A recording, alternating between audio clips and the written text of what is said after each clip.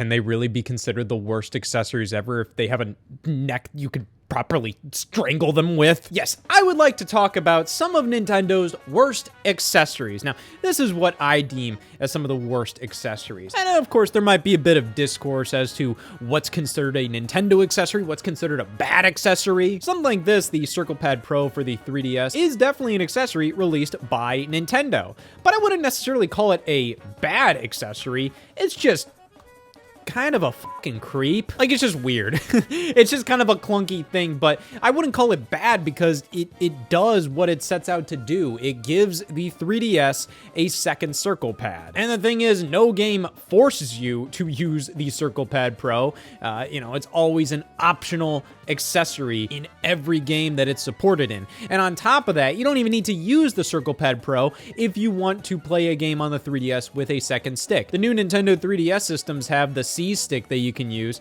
Of course, it's up to you whether you prefer a fucking nipple on your 3DS compared to a full-blown circle pad. But I wouldn't consider this to be a bad accessory, just a weird anecdote. But then there's all kinds of accessories released for Nintendo systems that might have been licensed by Nintendo but not produced by them, or they just might straight up have nothing to do with Nintendo. A very infamous accessory in the Nintendo pantheon is the Power Glove, but that's actually not a Nintendo-made accessory. It was actually made by Mattel. This right here, this is a Nintendo-made accessory, the Nintendo Switch 2 camera. I think this thing is stupid as hell. Now, of course, is it like a bad camera? Well, in the great pantheon of USB-C cameras in 2025, yeah, it's dog shit. You can definitely find a much better webcam these days, but I just find this thing to be odd. This is a very odd accessory, primarily because of how much Nintendo pushed it with the Nintendo Switch 2 at its launch. Acting like the Switch 2 is this giant leap forward. Yeah, you can plug a webcam into it. I could do that with my PlayStation 2! I think what's ridiculous about this thing is that there's nothing special about it. It is quite literally a webcam. But they could have engineered this thing to be far more useful than it is. For example, Hori released a camera for the Switch 2 where it actually detaches from this stem here, and then you can plug it directly into the system handheld. And I find that that's so much more cohesive with what the Switch 2 is. The fact that, oh, you can use it, on the TV, and then you can put it on the system and take it on the go and still use your camera. So I'm just kind of confused. Like, the official Nintendo-made camera doesn't do that. Can't even adjust it that much. You can kind of just rock it up and down. That's about it. At that point, I'm just kind of questioning, like, why don't you just include a camera on the Switch 2 system itself? Yes, that's far less flexible than what this is. I mean, like, you can just, connect this to the Switch 2 and then just put this wherever it makes sense on your entertainment center. But this is such a basic camera, and I find that the way the Switch 2 is designed, and the Switch 1 to an extent, pretty much makes it so then, yeah, you pretty much have to just have it under your TV, on top of your entertainment center. You kind of want it to have, enough room above it so then you can easily, take it out of the dock and all of that. So at least where, my Switch 2 is, on the entertainment center, peeking out of the dock, I mean, no, even if you just put a little camera, right there, I mean, I think in many different situations, you could still use the camera while playing on the TV, and specifically that camera could be used more comfortably while using, game chat and handheld mode. But for something let's say, Jamboree TV and Mario Party Jamboree Switch 2 Edition, okay, yeah, sure. A camera like this that you can put wherever does make sense if you're going to be doing some wacky shenanigans with the camera, doing some mini games. But why can't I just detach this and stick it on top of the system? And why is this pushed so much with the Switch 2? It's this really cool new thing. It's a fucking webcam. A $60 webcam that there's nothing special about it. So yeah, I wouldn't say this is a god-awful accessory. It's just a stupid one for how much Nintendo is pushing it. I don't need camera functionality baked into the Switch 2, but if you're gonna push this so much, why isn't it baked into the Switch 2? Because as it is, this is just an overpriced, shitty webcam with extremely limited functionality. But you know what? Thank God Nintendo incorporated a microphone into the Switch 2, because then we don't have to deal with this trash again. Microphones. Nintendo has released so many godforsaken microphones for their systems throughout the years, and guess what? They never fucking use them. This right here is probably the worst example. This is the voice recognition unit for the Nintendo 64. 2 games used this, and one of them was Japan only. And the only way I'm gonna know what to say is if I look it up on Google off camera. Densha Dego 64. There we go. Now, obviously, what games were truly going to use this thing all too much? It was primarily released as a gimmick for Hey You Pikachu. And it actually turns out that the microphone itself ain't that bad. It isn't broadcast quality stuff, but like when you actually plug this microphone into something that isn't dear God this, and you actually take a listen to the audio quality, you know, it's actually perfectly fine.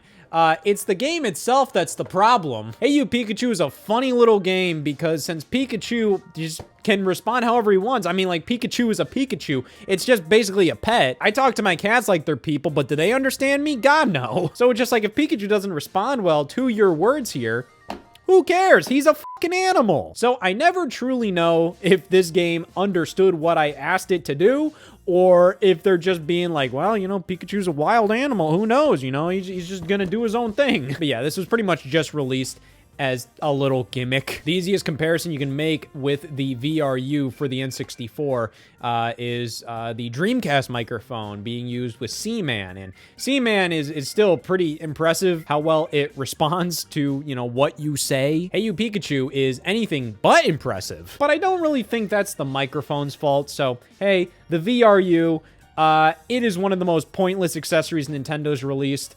But you know what? It's a microphone. It isn't that bad. But I would say, like, if you're gonna call this thing the voice recognition unit, buddy, what are we talking about here? Voice recognition unit? Like, just call it the microphone. And then I can imagine for, like, more creative games, like there's the Mario Artist series for the Nintendo 64 DD. Like, this would have made sense. But you know what's weird? Mario Artist Talent Studio came with a different microphone. So there's effectively like 2 different N64 microphones. Why? Guess it's similar to how there's 2 different microphones for the Wii U, both released by Nintendo. Yeah, this is another strange one. I've already talked about this before, but what I find strange about this is it's very similar to the Switch 2 camera in the sense that there's nothing special about these. They are quite literally just USB microphones. I just find it strange that Nintendo released this on store shelves separately at the launch of the Wii U. They thought this was gonna be a big enough deal, Sing Party on Wii U. It's literally just a karaoke game. That's all it is. But they thought it was going to be such a big deal that they released the Wii U microphone separately on store shelves that you could buy, and it's like a generic Wii U microphone. So it's not like, oh, another Sing Party microphone. No, the way Nintendo branded this was like, oh yeah, it's obviously going to be used across multiple games. And you know, bless their hearts, it is. It's used in like a couple of Just Dance games, but like way later down the line, like a year or 2 later, this finally got a couple of extra games that support it. But I just find it weird. It's like, oh, not compatible with the Wii system or games. It's a fucking USB microphone. What are you talking about? The Wii's completely compatible with USB microphones. The Rock Band games, Guitar Hero games, Boogie. But the thing is, I think this saw far more use in other countries. You know, you have Wii Karaoke U in Europe and Japan is all about karaoke. Like, that's very popular over there. So they released a wireless version of the same exact microphone where you get a dongle to plug into the Wii U there. I don't know. I mean, like, there's nothing inherently wrong with this accessory. I just do, in fact, find it bizarre that Nintendo was, like, so against releasing something like, oh yeah, we're not going to put out like a Wii U gamepad sold separately in stores. And of course, you know, that makes sense considering the fact that no game ever supported 2 Wii U gamepads. But they were so quick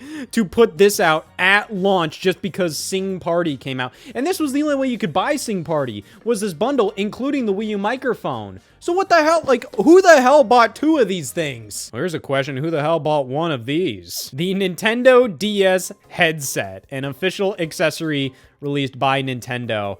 Yeah, you pretty much just plug this into the headphone jack, and it pretty much just acts as a headset. That's it. I can't dog on this all too much because it does what it does, but I just find it bizarre that the DS had an official headset like this released for it, and then they advertised that you can use it in something like Pokemon Diamond and Pearl, but also Nintendogs and Brain Age. So yeah, it effectively works as like the microphone that's on the DS system itself, but you know, it's you know, right next to your cheek. So, you know, I'm already not a Pokemon guy, but you know, apparently you could do voice chat in Pokemon Diamond and Pearl, which is so bizarre because after this generation going into the Wii U and 3DS, Nintendo was so stingy about voice chat in their games. You know, like on the Wii U, they announced like, okay, like you can do voice chat in like the Mario Kart 8 and Smash Brothers for Wii U lobbies. You can use the microphone on the Wii U gamepad controller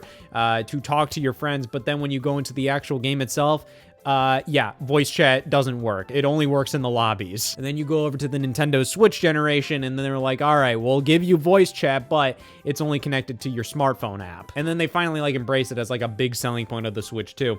But back during the DS and Wii era, like they actually kind of like were tinkering with pushing voice chat hard, especially with games that, you know, like, you know, kids are playing these all the time. Pokemon Diamond and Pearl, that has voice chat, but then you can just use this as an external microphone in games like fucking Nintendogs. A microphone for a system that has a microphone built into it. Kind of the same thing with the Wii U microphone. Like, why do we have a USB microphone when the Wii U gamepad has a microphone built into it? Yes, like, I think it's ridiculous to kind of act like this microphone is the same thing as the microphone built into the DS, but still, just bizarre, especially when a microphone is built into the DS itself. But this, buddy, this might be one of the worst. It's the Wii Speak. Now, of course, like all these microphones that I've talked about prior, like they've had their problems and they don't support that many games. And the Wii Speak is in this weird territory where it supports a couple of games, but almost the fact that like it supports like a couple at all, like I'm just kind of like, what are we doing here? Like with the N64 VRU, that's just a fucking flop. There's no getting around that. Like I view that like, oh, that's just a gimmick thing, you know, released with one game. It supported one other in Japan, who cares, whatever. Wii Speak was almost positioned as like this big expansion of the Wii ecosystem, expanding what your Wii can do in almost every way. And this thing flopped so bad. Released right alongside Animal Crossing City Folk. There was actually a bundle where you could get this with it. And yeah, it was a way to voice chat with other Wii users. And I think what Nintendo really wanted to do here was turn voice chat into more of a communal, casual experience. They didn't want to do something, ironically, like what they did here. Like, oh, you have headphones on and you're just talking to somebody. Like, no, they wanted something that like, oh, the whole living room can talk to each other with. Which I guess works kind of well for Animal Crossing. I mean, like families can talk to other families, and they also employed this noise cancellation technology here, where since this was meant to rest on top of the sensor bar of the Wii, it would detect what audio was coming out of the Wii system, and it would know to cancel that out. So even though the volume would be blasting right next to this microphone, it knew that audio was meant to get cut out. So that's something, but you know, living room wise, like, I mean, like it caught all this other noise going on. If somebody was vacuuming, if dogs were barking, if there's other conversations going on in the same room. And while the microphone is like, okay, it's kind of hard to decipher what's being said if there's a billion other things going on. Barely any game supported the Wii Speak, even from Nintendo. The only other Nintendo game that had Wii Speak functionality was like Endless Ocean 2. Tetris Party supported it, but I think it kind of only supported Wii Speak because it was just this game's thing to support like every single accessory possible. Tetris Party's compatible with the fucking Wii wheel. Yeah, it's Wii Speak compatibility, ain't that special. Then you also have the Conduit, which very similarly, I think this game was really meant to take advantage of the Wii hardware, like be like this tremendous hardcore game for the Wii, and they wanted to implement Wii Speak support for voice chat to make this like the Wii's definitive first-person shooter. But then when Conduit 2 was releasing in like 2011, the developers were actually told by Nintendo, hey, we don't really want you to use Wii Speak. Telling them, can you use like these officially licensed headsets instead if you're gonna do voice chat? The only other noteworthy games that supported it were like Monster Hunter Tri, the NBA 2K titles, Wheel of Fortune, and Jeopardy. So I can't say the Wii Speak is completely useless. Just to round out the microphones, I also have the GameCube microphone, which similarly didn't really get a ton of use. But I mean, the thing is, like, this never really bothered me. It's just a simple little microphone. You know, it's used in Mario Party 6 and 7, Odama, I think the Karaoke Revolution game on GameCube, and then the Japan-only Legendary Quiz Game of Champions, whatever it is. Like, this isn't a special thing. It's literally just a microphone, but because of that, I just don't really care. It's the GameCube microphone. Live with it. It's easier to live with than this. The Game Boy Advance e-reader. I still can't partially believe this was still a thing that was pushed because, you know, like, I was a kid during the Game Boy Advance era. I never heard of this thing for years. And even looking at the branding, the name, all of that, like, I never thought this was a Nintendo-made thing. The branding almost kind of puts it in line with something like Action Replay or something, you know, like a cheat device. But no, this was a Nintendo-made thing, and it is compatible with a bunch of different games, not only on Game Boy Advance, but also the Nintendo GameCube as well. And this is just a very confusing thing. There's some cool stuff the e-reader does, but I genuinely do feel like this device is incredibly clunky, incredibly slow, and it just doesn't make any sense, to be perfectly honest. Basically, the e-reader, you plug into the Game Boy Advance, and then you scan cards, and, you know, depending on what you're doing and what cards you're scanning, you know, you could scan maybe cards for an old school NES game. You know, here we have Donkey Kong Jr., and you would get a pack of these. This was actually included with the e-reader bundled in. So you get a pack of these cards, and then you scan each of these one by one into the e-reader, and then you'll be able to play the original NES game, Donkey Kong Jr. So to be honest, you know, like, it is kind of cool that, like, all right, you know, right here on 5 cards is the game Donkey Kong Jr. That is, you know, sort of neat, I guess. But that neatness kind of goes away when you have to scan these very carefully and slowly on the e-reader, and you have to go one card at a time. It's like this game is a part of 5 separate cards. Like, it's not ridiculous, but it's just, this is a lot of work just to play an old-ass NES game, and you have to keep the cards in good condition, and you have to keep the cards with you. You can't just like, oh yeah, I scanned all the cards, and now they're just all on the e-reader forever. No, like, they're saved on the e-reader's memory until you scan more cards with the e-reader. Definitely more of like a novelty to have old school NES games available this way, but there's only so many they released via these e-reader cards that are actually worth a damn. Like, Excitebike is okay, Donkey Kong Jr., but it's like baseball, Urban Champion, like, come on with this. But a couple of games actually released with e-reader support, so they were actually standalone games that you would buy normally, but then when you actually connect the e-reader to it, you can unlock certain things, and Animal Crossing was one of those games, which is neat. There's actually a lot of cool stuff you can get with Animal Crossing e-reader cards. But that brings into question, like, okay, well, how do you connect the e-reader?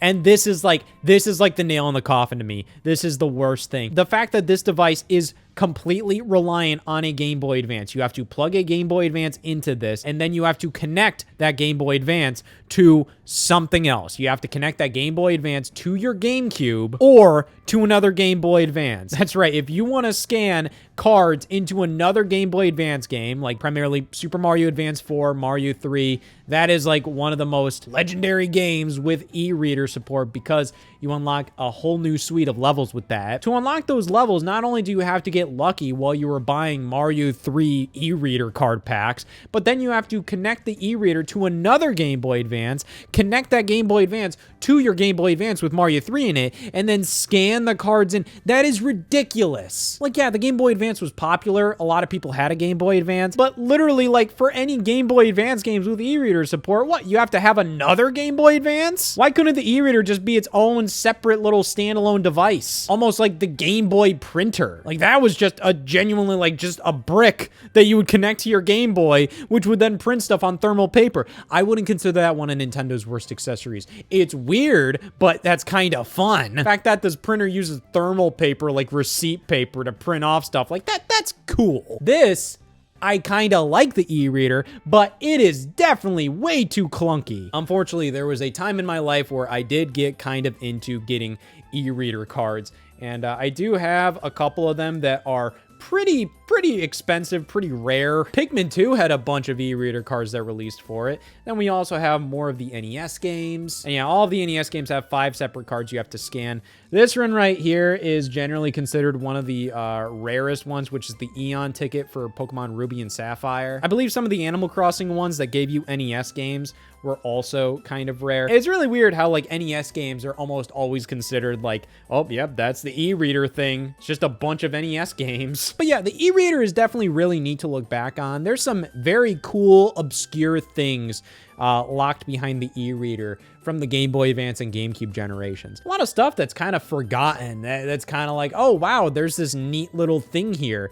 But overall, like, it's pretty obvious why this thing did not succeed. I never even heard of it until like years ago. I think it desperately needed to be a standalone device because as a Game Boy Advance accessory, this thing is stupid. And this right here, this definitely falls into more of like gimmick territory. Like, yeah, it primarily just works with one game and obviously like look at it. Like this isn't meant to be like a legitimate thing. It's just meant to be kind of cute. It's the Pokeball Plus. It's primarily just supposed to be like a quirky little controller you can use in Pokemon Let's Go Pikachu and Eevee. And that game's meant to be like super simple. Like you control with one analog stick and you use like basically one button. And then you use motion controls to throw it. So, you know, they really want this to feel like, oh yeah, you know, you're throwing it like you throw a Pokeball. And then, you know, analog stick is the button here. You know, like it's a cute little concept, but that's all it is. Like it's kind of like how, you know, Resident Evil 4 had the chainsaw controller released for it. Like amazing looking concept, but like, do you actually want to play with that damn thing? There's like a pretty cool charger release for this thing where it's almost like you're taking your Pokeball to like a Pokemon Center to like recharge your Pokemon. Like, that's kind of cool. It also works as a Pokemon Go Plus, which was like that little accessory they released alongside Pokemon Go, where, you know, it gives you extra functionality. But then they released the Pokemon Go Plus Plus, and like this stuff is getting too confusing for me. They definitely give you a couple extra little things with this, you know, like Mew came with this, so, you know, you could unlock Mew in Let's Go Pikachu and Eevee, so that's cool, and like it looks neat. But my main problem with it is in fact like using it. Like you can click the stick in and you have the little button up over here. Sure, this doesn't feel good. Pokemon Let's Go Pikachu already has a problem with control. The fact that if you're playing that game on a TV, you can only use one Joy-Con to play with it, and this isn't much better at all. It's literally just a novelty controller, but just the fact that Nintendo pushed it and this is like an official Nintendo controller and all that. Yeah, it's one of their worst accessories. What? You think I lost all sense of joy and whimsy when I tell you I don't want to play Pokemon with this thing? Well, how about this? I don't want to play Pokemon with this fucking thing. Yes, Rob the Robot. Sure, we can say this guy saved the video game industry, all that trash. Retailers didn't really want to stock video game systems anymore, so Nintendo kind of finagled their way into the market by saying like, no, it's a toy. See, it comes with a robot. Now is it. This guy is a sacrificial lamb because 2 games use him. You can't even try to play other games with Rob, and the games that use Rob are far worse because of him. I love the concept of Rob. You know, when Rob appears elsewhere in Smash Brothers, Mario Kart DS, it's fun. It's cool. I like seeing Rob there. But as an accessory on the NES, Rob is genuinely awful. Now, if you want to pick up a Rob for yourself these days, like, they're kind of hard to find and a little expensive, especially if you want one in good condition. So, you know, when I tried out Rob a couple of years ago, there might be something to be said about Rob just not functioning very well anymore. Maybe my unit is not very functional. I don't think that matters. I think he just kind of sucks. You have 2 games available, Gyromite and Stack Up. Gyromite's unfortunate because Gyromite, you know, is a cute little game. Oh, you got to clear the board, but you can't control these pillars here. Rob can. And that just ruins it right there. Rob is so slow and so loud, and it's really hard to get anything done with him. The way they do it is like, oh, these gyros are spinning constantly around Rob, and then Rob picks up the gyros, and then he moves it over to the A or B buttons, and then drops it, and then that's enough pressure to, like, you know, like, have something happen. But, like, I don't know, like so much has to go right to have like a perfect game occur with Rob. Like something's gonna get screwed up, something's not gonna work right. Gyromite is so much better if you just play it with another player controlling the A and B buttons. And then Stack Up, I don't even think you can consider Stack Up a video game. Like it's literally just, oh, you have a bunch of colored blocks and the whole idea is try to stack them with Rob in the pattern you need to stack them in. The game doesn't know if you did it properly, so you just have to tell it. You just have to hit like start, like, hey, I did it, and then it's just like, hey, good for you.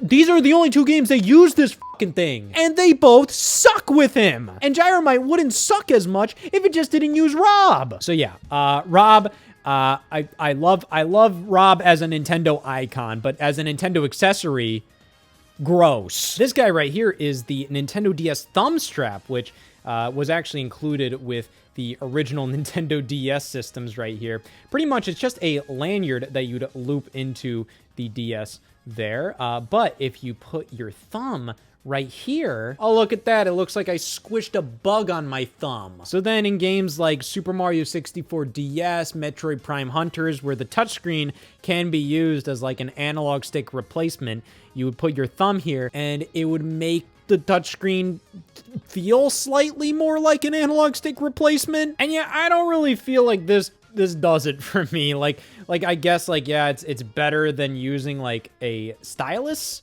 You know, like I definitely feel a little more like I'm using an analog stick here, but like, what are we fooling? Like, yes, this does feel more like an analog stick, but I also feel more like a jackass. So you win some, you lose some. But yeah, the thumb strap of the Nintendo DS just kind of felt like it was just trying to make the best out of a bad situation.